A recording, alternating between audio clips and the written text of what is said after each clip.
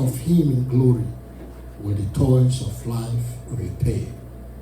Onward to the prize before us. Soon his beauty will behold. Soon the pearly gates will open. We shall tread the streets of gold. When we all get to heaven, what a day of rejoicing that will be. When we all see Jesus, we sing and shout the victory.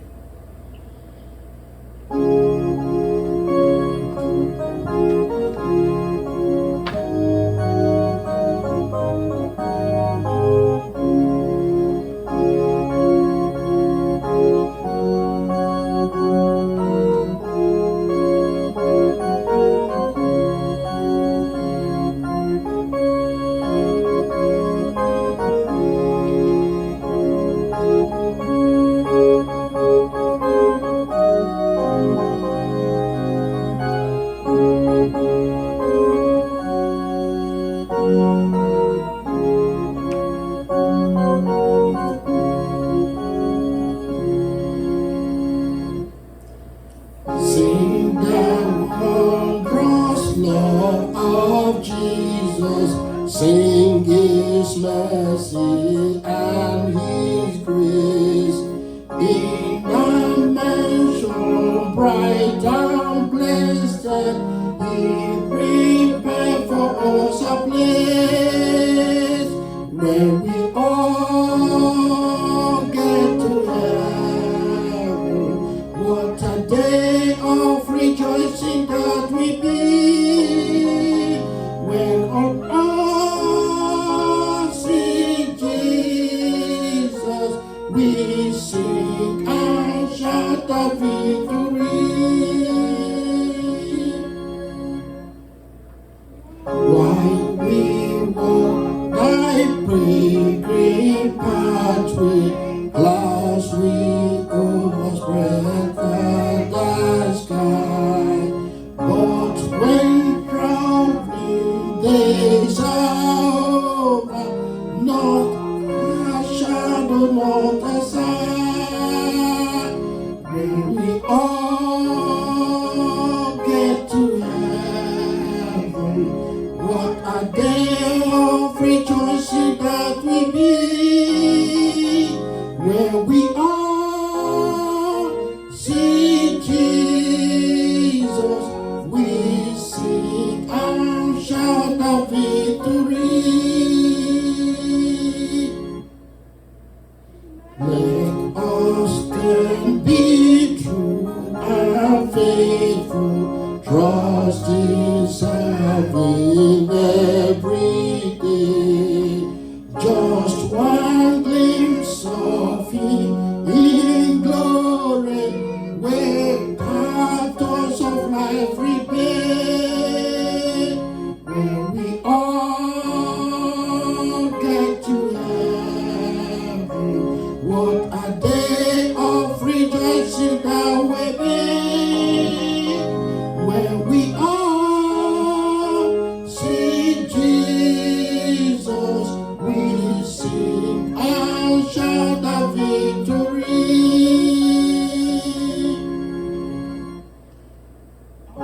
Onward to the prize before us, to his beauty. Oh, soon thy pearly gates will open, we shall tread the streets of gold. When we all get to heaven, what a day of rejoicing that will be, when we all see Jesus. We sing and shout the victory.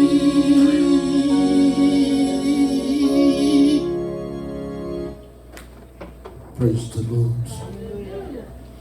Praise the Lord. Just want to thank you for being here today. And I want to thank our brethren that are accessing this message or this worship service online. I pray that the Almighty God will richly bless you, and by His Spirit, by His grace, He will prepare you for the kingdom in Jesus' name. Before I go to the message, I want us to, okay,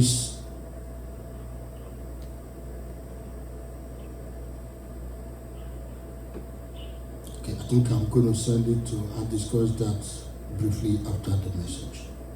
Let us pray. Heavenly Father, we exalt and bless you because you are a faithful God. There is no one like you, Father. There is none beside you. You are the King of kings. You are the Lord of lords. You are God. You are great. You are mighty. This very morning we come before you. We know that without you we can do nothing, because we know that the journey is not just for the strong. Lord Jesus, this morning we come. And we are asking you, oh God, that every one of us you touch, oh God, in Jesus' name. Let your Spirit speak to us. Let us hear your voice on the inside of us. Give us the strength to really listen through and obey your words, oh God, in Jesus' name. Thank you, precious Father, because we know you've answered. In Jesus' name we pray. Praise the Lord. Praise the Lord. By the special grace of God, today we want to look at the topic, the great flight.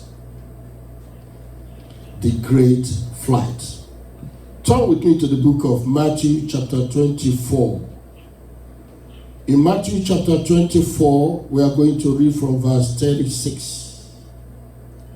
Matthew 24, from 36 to 47. I read.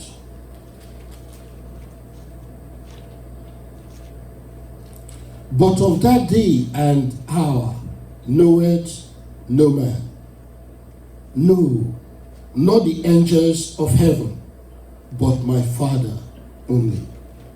But as the days of Noah were, so shall also the coming of the Son of Man be. For as in the days that were before the flood, they were eating and drinking, marrying and giving in marriage, until the day that Noah entered into the ark, and knew not until the flood came, and took them all away, so shall also the coming of the Son of Man be. Then shall two be in the field, the one shall be taken and the other left. Two women shall be grinding at the mill, the one shall be taken and the other left. Watch therefore, for ye know not what hour your Lord doth come. But know this, that if the goodness of the house, if the good man of the house had known in what watch the thief would come, he would have watched and would not have suffered his house to be broken up. Therefore be ye also ready, for in such an hour as ye think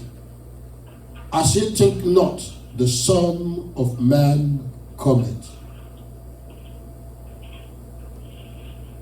Who then is a faithful and wise servant, whom his Lord had made ruler over his household, to give them meat in due season?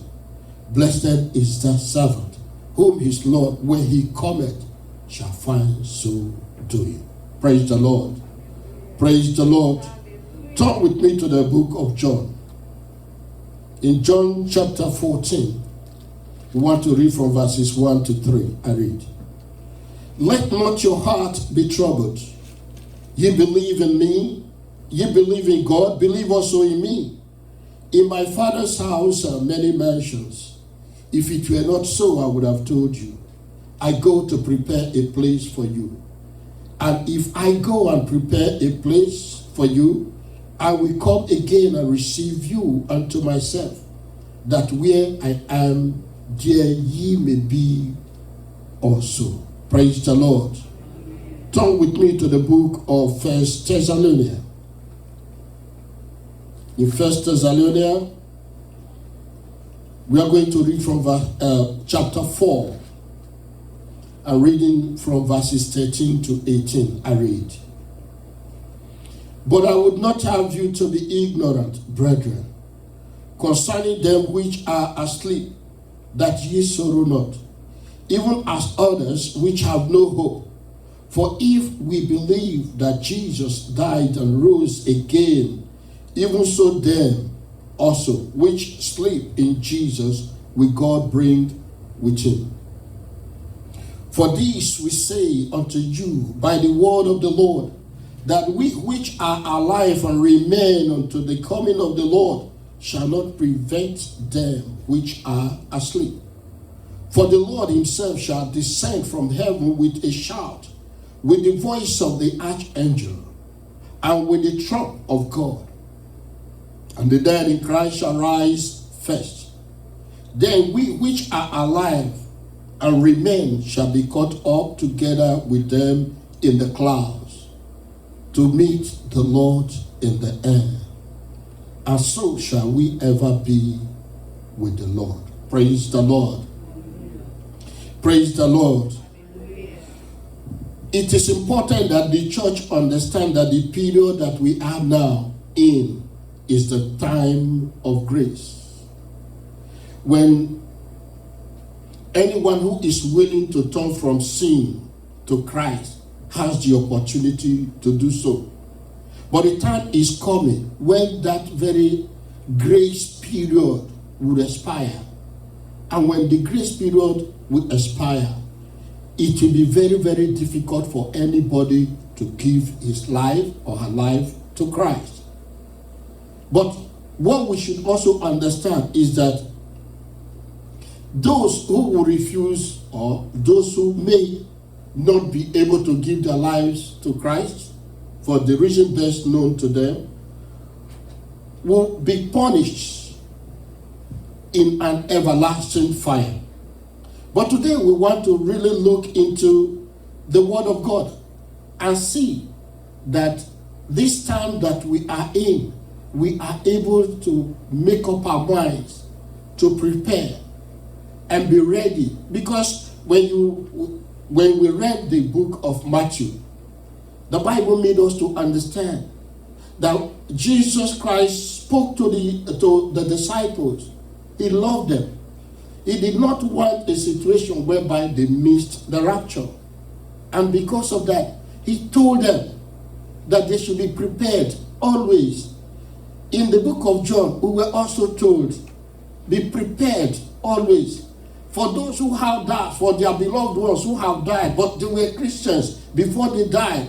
In the book of 1 Thessalonians, told us the hope there, that we should not be hopeless. Don't be carried away by the thought that my brother died, my sister died, my mother died, my father died. Forget about that. God has taken control over that, because they will rise first, according to the word of God. And if God, in his own infinite mercy and love, has prepared for those who have died, and is warning those who are alive, just like many people who died. Not everyone planned before they died. If you look at in the Bible, you saw that there were some people who before they died, they called their children and they blessed them. Not everyone has that opportunity on the face of the earth. Many died through anything, accidents, just anything. But God is telling us that because our own case may not be exactly like the cases of others, we should be prepared. And I pray God will help us, give us the grace, give us the strength, give us His Spirit, allow us to understand His words, so that we can be prepared on a daily basis in Jesus' name. Because we don't know when He is going to come. So that is why today, by the grace of God, as we go through this word, we saw that the voice of an archangel is going to be heard. And when this very voice is heard, the Bible says there will be catching away of the saints. Let us understand this. If this very catching away of the saints is not going to be like as we give signals when there is going to be a storm. When there is going to be a storm in this country, they tell you sometimes 30 minutes in advance, sometimes 15 minutes in advance, sometimes an hour in advance. You see people jump into their car and start running. But the Bible did not tell us that is how this one is going to happen. It said it's going to happen at a time that men would not be prepared. In fact, he gave an example of Noah. When Noah was preparing the ark, many people made jest of him. As at the time that God asked him to enter into the ark and with all the things, Noah did not know when exactly the rain was going to start. But the Bible says that when Noah went in, not that he was very, very prepared, rain started. All those people who thought they were this, they were that, they could beat whatever thing that would come, they were all destroyed by that flood. But in this case, it's not even going to be exactly in that fashion. Because when the saints are carried away and taken away to heaven, the Bible tells us, in my Father's house are many mansions. If it were not so, I would have told you, I am not a liar. In fact, Jesus Christ told us so that we can be prepared for this very mansion.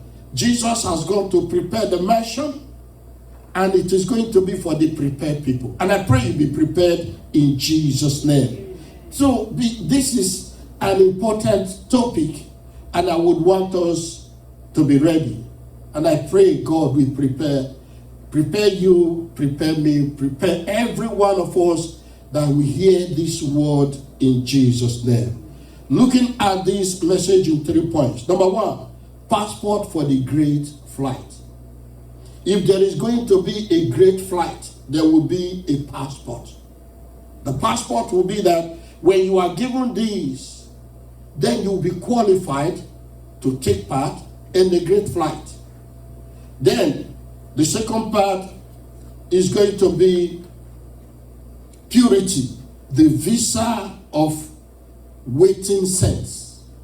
When you look at the way the Bible tells us, because this thing is going to happen when no one is prepared, then there will be the need for the believers to be pure day in, day out.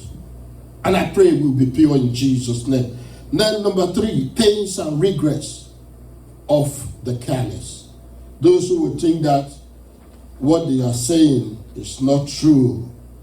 I don't believe it. Or I don't even care. They will see regret. That it would have been better if they were prepared. The first point. Passport for the great flight. Turn with me to the book of John chapter 3. As popular as that verse is, I want you to understand it's a passport that we must never ignore. In John chapter 3, we are going to read from verse 3. In verse 3, the Bible says, Jesus answered and said unto him, Verily, verily, I say unto thee, except a man be born again, he cannot see the kingdom of God. Praise the Lord. Except a man be born again. All the stories about heaven would just be an illusion. The person will not be able to see it. The place that the person will go to will be hell, except the person is born again. Then in verse 4, Nicodemus said unto him, unto Christ now, how can a man be born when he is old? Can he enter the second time into his mother's womb and be born? Jesus answered, Verily, verily, I say unto thee, except a man be born of water and of the Spirit, he cannot enter into the kingdom of God. Then in verse 7, marvel not that I said unto thee, ye must be born again. Praise the Lord. If you look at the word that we made very popular today, they were not really the words that were common in the time of Christ. So this one actually came from Christ. That was why Nicodemus could not even understand what Jesus Christ was talking about. Jesus Christ said, except a man be born again. And it took Nicodemus aback. How could a man that is mature, as old as I am, go back into my mother's womb? Is that what you mean? Jesus Christ said no. And I want you to understand that up to today, what Jesus Christ meant is that you must get to a point that you realize that you have done something wrong. That you are a sinner. That you are not in tune with the Almighty. And at that point, because you've realized that you are a sinner, you must now come out of those sins. I pray that God will give us that grace this morning in Jesus' name. You see, the necessity of the new birth grows out of the incapacity of the natural man to see or enter into the kingdom of God. However gifted, however moral, or refined the natural man is absolutely blind to spiritual truth. And is also impotent to enter the kingdom, for he can neither obey or understand. He can neither obey nor understand nor please God in his natural abilities. When you look at serving God, worshiping God, obeying God, except you are born again, everything that they are saying is like as if it is a joke. Nobody can do this. But when you are born again, you see that the power to do it, God gives it to you. And that is what we are talking about today. And that was what Jesus Christ was telling Nicodemus. That his natural being, with all that the position that he was occupying in those days, with everything that Nicodemus had, he would not see heaven except he passed through that process of being born again. And I want you to understand too, that if you are not born again, no matter how moral you think you are, no matter how refined you think you are, no matter how trained you think you have gone through, maybe under your parents, no matter how respectful you think you have been, no matter the level of things that you think you have gotten to, or even the level of your education, all those things will be worthless on that very last day. That is why salvation is just the core thing that you need to get today. And I pray you will get it in Jesus' name. The new birth is not a reformation of the old nature, but the creative act of the Holy Spirit. The condition of the new birth is faith in Christ crucified. Through the new birth, the believer becomes a partaker of the divine nature and the life of Christ himself. That is the new birth. You become a divine partaker of the life of Christ himself, which means you are not just like, oh, I used to do this, but I changed from doing it. But there is no spirit on the inside of you that is now spurring you to be able to live a better life, to live lives different from what you used to do. Today, God is going to give it to you in Jesus' name. Just like we know when it comes to, flying from one nation to another. Before you can move from one nation to another, you need a passport. And once that passport has been authorized, then you can fly from one nation to the other, and then you will be received. But without that, they will kick you out. You will be rejected. Without salvation, heaven is not there. And that is why today, when you see many things, atrocities happening in all our nations, you see almost every death. Everybody rests in peace. If it is that easy, Jesus Christ wouldn't have told Nicodemus, except a man be born again. He would have just allowed people to go. When it is time for you to go and rest in peace. But Jesus said, no, that is not true. Because no one dies to just rest in peace, except he dies in Christ. And I pray God will give you that grace to die in Christ in Jesus' name. The Bible says, that is when it is time. The Bible says, verily, verily, I say unto thee, except a man be born again, he cannot see the kingdom of God. Born again. For you to be born again, you need to realize that you are a sinner. You need to repent from all your sins. You need to request for God's forgiveness. You need to receive Jesus into your heart to be your Savior and Lord. Then, when this happened, remember, number one, realizing that you are a sinner. Most of the people that you see on the street, everywhere, you tell them, are you a sinner? Oh no, I'm not a sinner. Even though they have committed adultery, they've killed, they've done many, to them, their heart is not even pricking them that what they have done is wrong. And because of that, you ask them, have you committed sin? No. Maybe after they have said no, something tells them, how about this thing that you did the other day? But that was that day. No, we are not talking about. But God is saying this. There is nothing that you can do that will make you to be qualified for heaven except you are born again. And for you to be born again, you must realize your sins. You must repent from them. Turn away from them. You must request for God's forgiveness. Ask for God's forgiveness. Ask him to forgive you. And you must receive Jesus into your heart. The reception of Christ in you is to give you the strength to continue to live every day. And also remember that Jesus Christ is your own propitiation for all the sins that you have committed. He is the one that came to buy it. And that is why his reception is very, very paramount in this very journey. And I pray today God will give you that grace to do that in Jesus' name. After that, you are going to receive joy unspeakable. Joy unspeakable. Which is not determined by what is going on around you. Oh, Father, I just pray that everyone will receive this salvation in Jesus' name. Salvation. Once you are born again, you are qualified. But how then can you remain qualified? After you have been forgiven of your sins. And remember, at salvation, all the sins that you have committed since you were born will be forgiven. When you are confessing your sin before God, you may not remember everything before God gives you your salvation.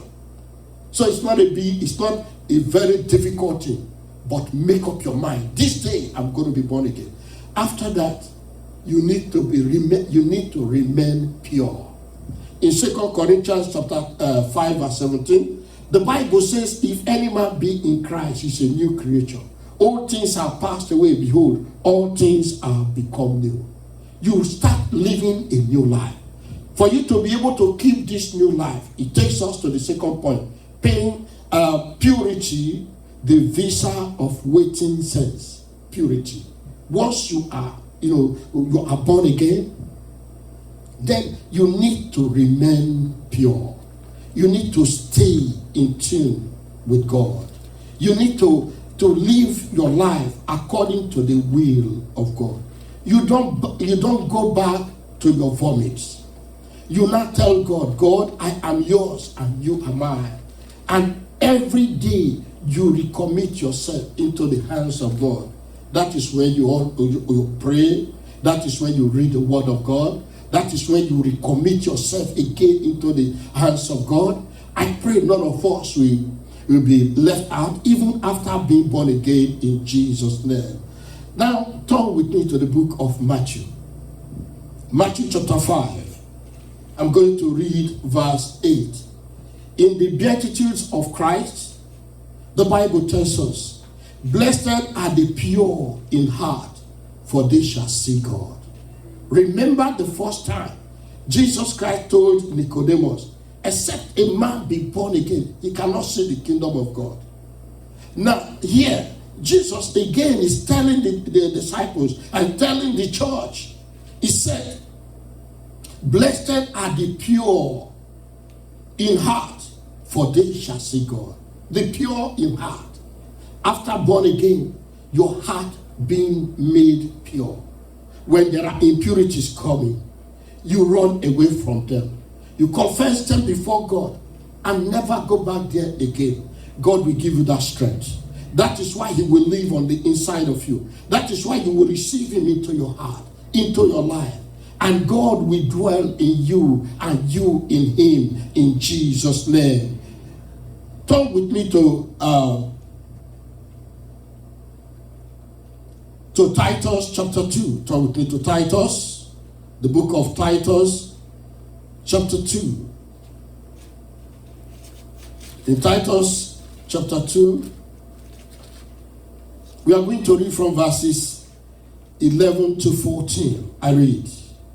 For the grace of God that bringeth salvation had appeared to all men, teaching us that denying ungodliness and worldly lust, we should live soberly, righteously, and godly in this present world, looking for that blessed hope and the glorious appearing of the great God and our Savior Jesus Christ, who gave himself for us, that he might redeem us from all iniquity and purify unto himself a peculiar people, zealous of good works. Praise the Lord. You can see here that the Bible is telling us something very, very clear. Paul wrote to Titus. I was letting Titus to understand this is the desires of Christ. This is the desire of God. That when we receive Christ into our lives through the grace of God, the same grace teaches us to live humbly. The same grace teaches us to be able to deny every ungodliness. Anything that is ungodly, you don't partake in it. Anything that is worldly lust, of a worldly lust, you ignore it, you reject it in your own life. And you live soberly. You live righteously. You live godly in this present world. That is what the grace teaches. And it continues to teach you because it's part of what we receive when we give our lives to Christ. It's like a perpetual teacher. It continues to tell you when you do something wrong. And it continues to guide you so that you will continue to live in that very life of purity as you wait for the coming of Christ. Because when you look at in verse 13, he said, looking for the blessed hope and the glorious appearing of the great God and our Savior Jesus Christ, who gave himself for us, that he might redeem us from all iniquity and purify unto himself a peculiar people, zealous of good works. Everybody will see that. Heaven will register what you are doing right here on earth. I pray you will not be left out in Jesus' name. In Hebrew, turn with me to the book of Hebrew. Hebrew chapter 12. We are going to read verse 14. Hebrew 12, verse 14. I read. Follow peace with all men and holiness, without which no man shall see the Lord. Praise the Lord. Follow peace with all men. You know, when it comes to following peace with all men, some people will think you are weak. Some people will think that you are not, or this person is not even educated. Some people will think that maybe because you are just very poor. Some people will think different things about you. And some will take you for granted. Some will run over you. Some will want to ride you. But I want you to understand that when it comes to being a Christian, you are not ashamed of who Christ is. So when Christ is in you, live the life of Christ. You remember that when Jesus Christ was on the face of the earth, the people that crucified him were the people he created. Because the Bible told us in John chapter 1 verse 1, in the beginning was the Word. The Word was with God. The Word was God. And when you read the Bible further, you discover that without him was nothing created that was created. And that was Jesus Christ. If he created all things, among which are those people who came up and said, crucify him, and he was crucified. I tell you, no matter what happens in your life, you will not lose your reward in Jesus' name. Living the life of Christ. And I pray you will live that life in Jesus' name. Turn with me to the book of Psalm. The book of Psalm. Psalm 24. In Psalm 24, we are going to read from verses 21. No, verses 3 and 4. Psalm 24. I read verse 3. I'm sorry. Who shall ascend into the hill of the Lord? Or who shall stand in his holy place?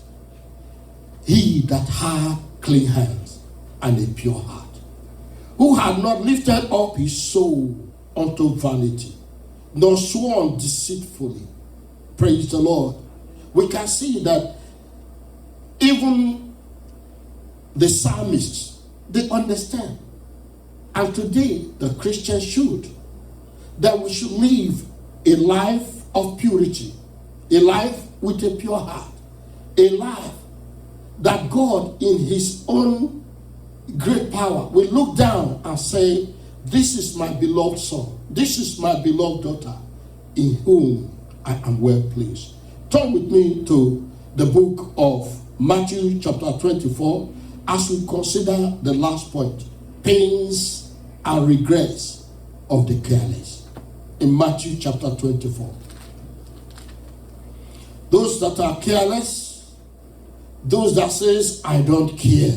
You know, you speak to some people, they just tell you, I don't care what will happen. I'm ready to bear it. But God is warning us. If you know what is coming, you will just surrender now. Because what is coming is not what you can easily bear. And I pray none of us will take that risk in Jesus' name. In Matthew chapter 24, I'm going to read from verse 21. I read. For there shall be great tribulation, such as was not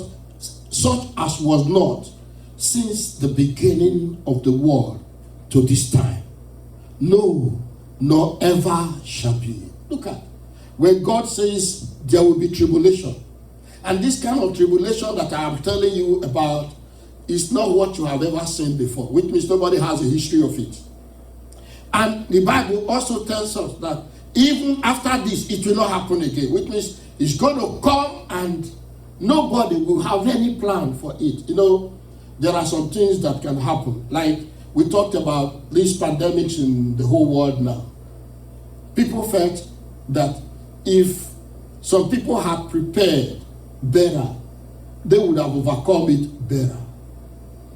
And we were able to say, yes, it is true, because we saw that some nations actually did it and they prepared, they were ready, they were able to take care of it better.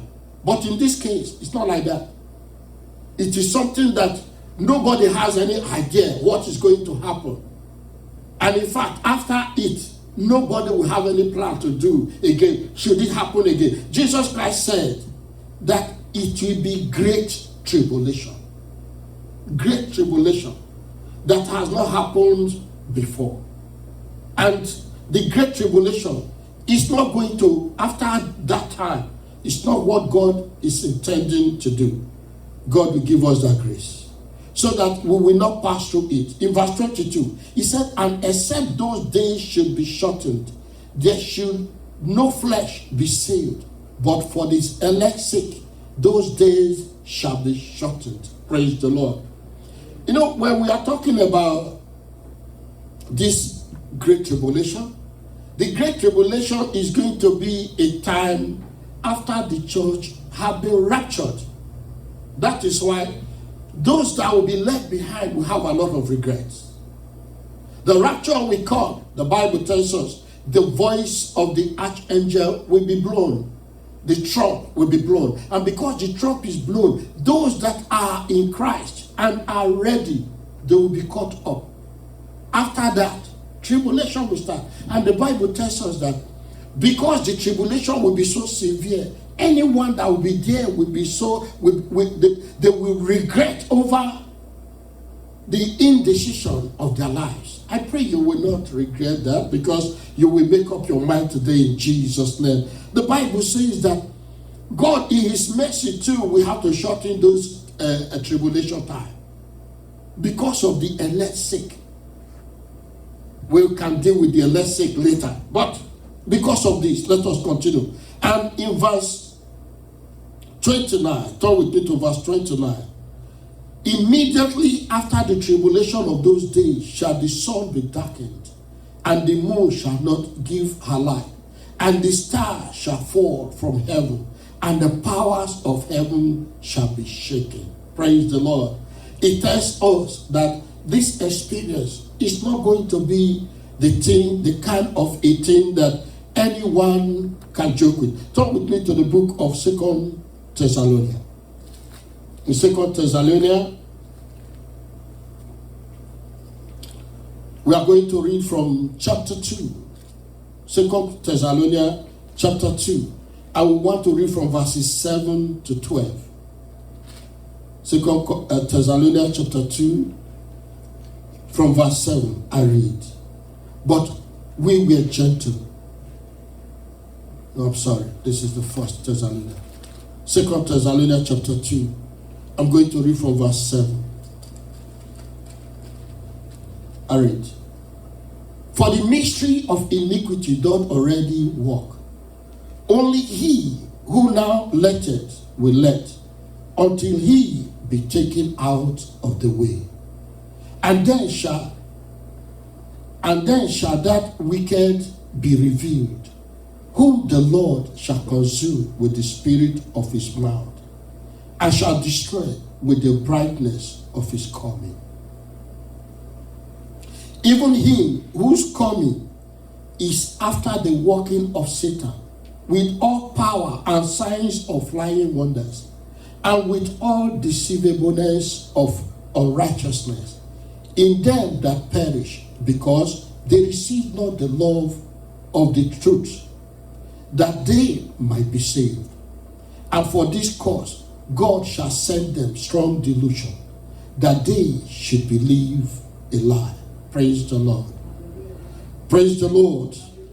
Looking at this verse, or verses of the scriptures, you'll be able to understand that in verse 7, the Bible says, for the mystery of iniquity doth already work.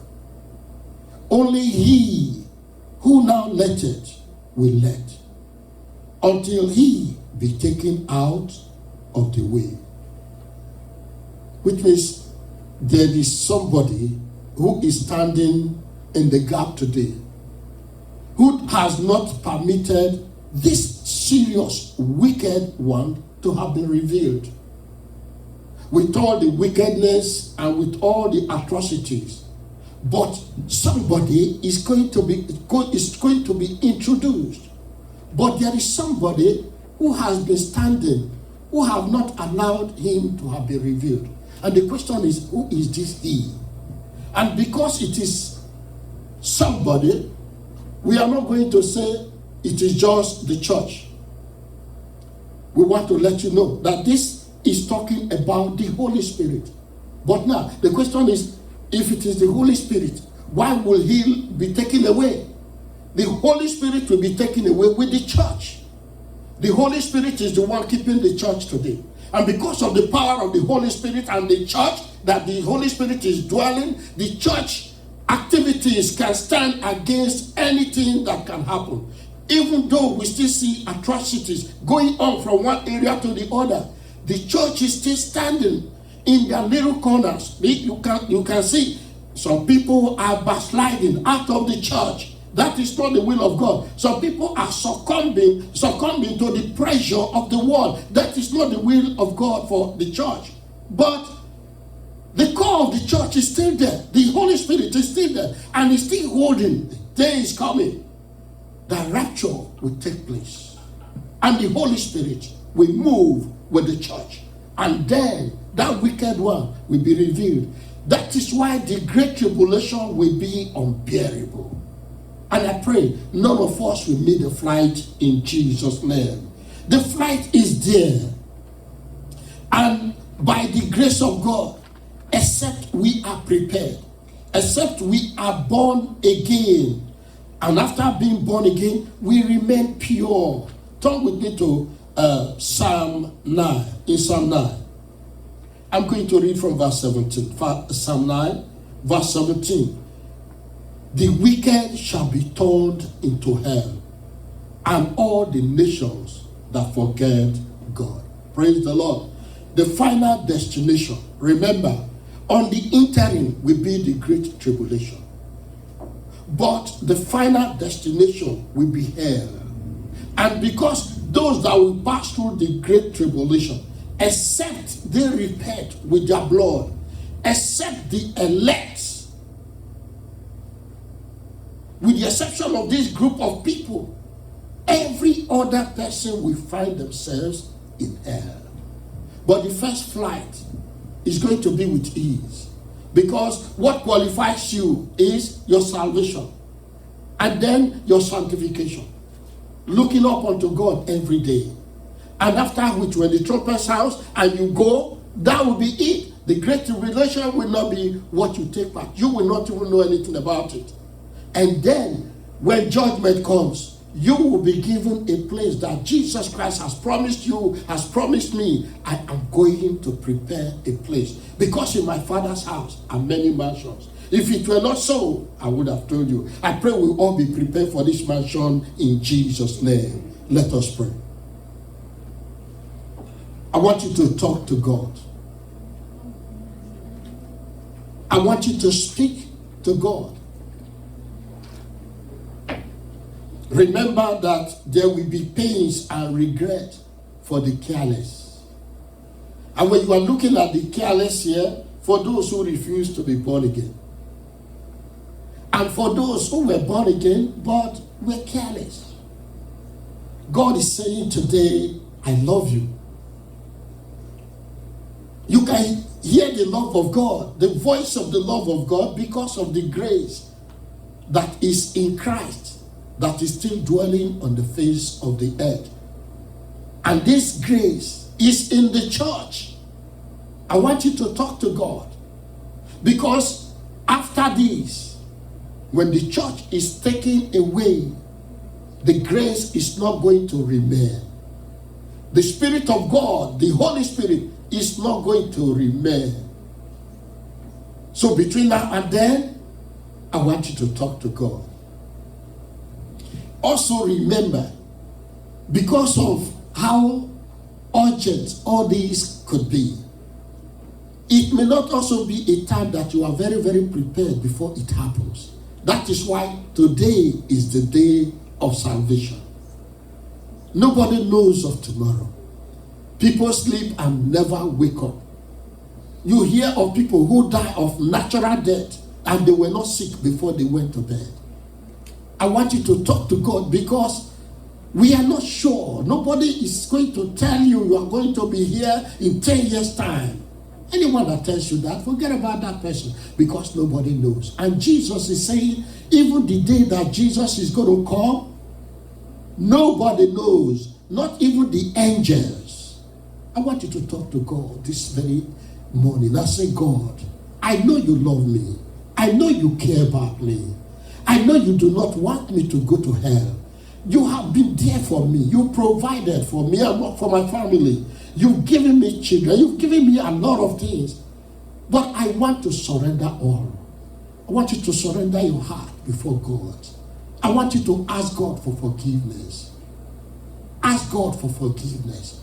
You are born again. Ask God for the strength to be pure on a daily basis. Ask God. Because our God is a great God. Why He's a merciful God right now? He's a consuming fire. I want you to understand this.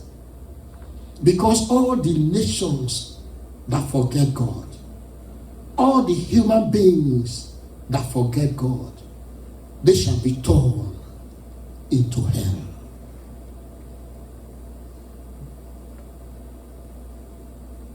Confess your sins before God. Ask him to forgive you. He's a loving God. He loves you.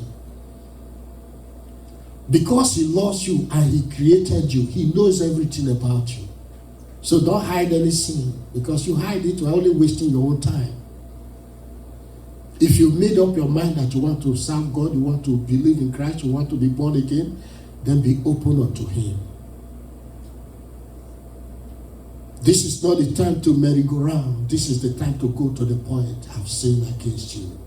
Mention those things before God, not before man. Ask him that has the power to forgive you.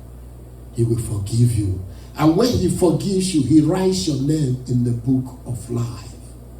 And then he gives you the grace to be able to live a life of godliness, soberness, purity, with power, with joy, with tranquility.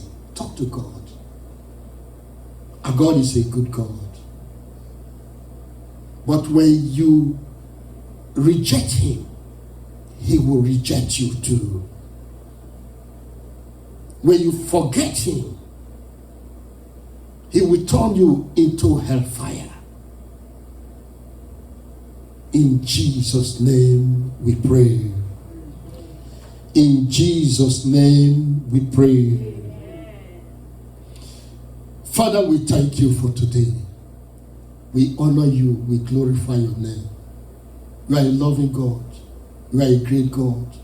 You are a powerful God. We know you care about us. That is why you open the pages of your word. And by the Spirit of God, you've spoken to our hearts.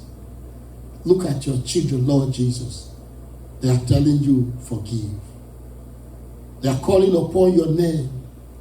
They've seen the sins they've committed. We all know that it is only you that can forgive sins. Because you were the one that was the propitiation for their sins.